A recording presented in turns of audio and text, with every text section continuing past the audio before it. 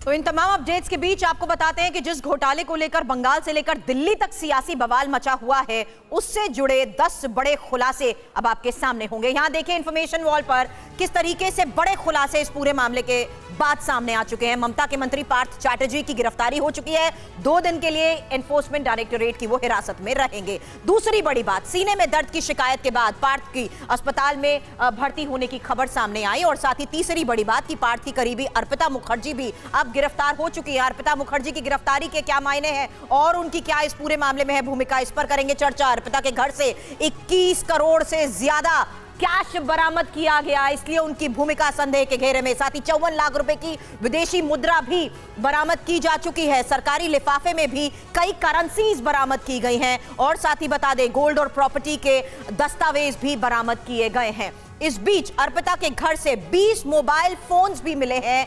अब उन 20 mobile phones को भी खंगाला जाएगा।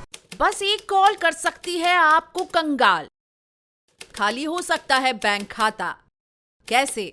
देखिए मेरे साथ, जागते रहो सिर्फ मनी 9 पर। अभी डाउनलोड करें। पार्थ की करीबी मोनालिसा भी अब रडार पर आ चुकी हैं। तो पार्थ, मोनालिसा और साथ ही अर्पिता, इनको लेकर जिस तरीके से जांच का दायरा आगे बढ़ेगा उसमें कई बड़े खुलासे होंगे। मोनालिसा के पास बता दें 10 फ्लैट्स होने की अभी तक की इन्वेस्टिगेशन के बाद बात सामने आ रही है। तो ये 10 बड़ी बातें हमने आपको बताई एनफोर्समेंट डायरेक्टोरेट की रेड के बाद। इस बीच बड़ा सवाल यही बना हुआ है कि आखिर ये खुलासा जो आरोप प्रत्यारोप है उससे अलग, सबसे पहले मैं टीएमसी नेता बादल देवनाथ जी आपसे बात करना चाहूंगी। कोई राजनीति नहीं, लेकिन मेरा सवाल यही है, क्या वाकई इसको लेकर सवाल उठाना सही नहीं है? ये इन्वेस्टिगेशन सही नहीं है कि अचानक किसी के घर से 21 करोड़ कैश सामने आ जाए?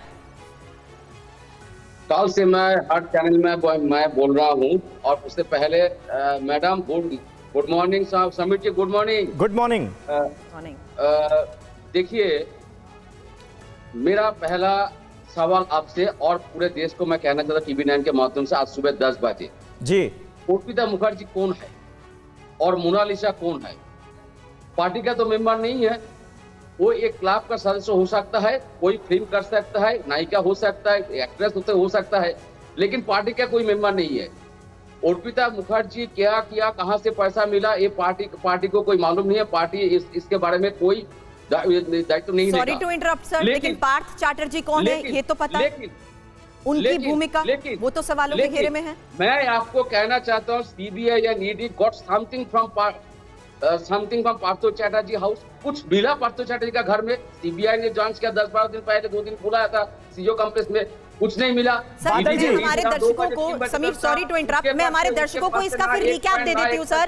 क्यों आखिर ये पूरा मामला आया सर? पुराना मामला है जिसके तहत सीबीआई जांच हुई। सीबीआई ने कोर्ट में तथ्य रखे। कोर्ट ने ही तो कहा कि अगर मनी लॉन्ड्रिंग का केस बनता है तो जांच होनी चाहिए। ये सारी इन्वेस्टिगेशन तो कोर्ट के आदेश के आधार पर शुरू हुई ना सर।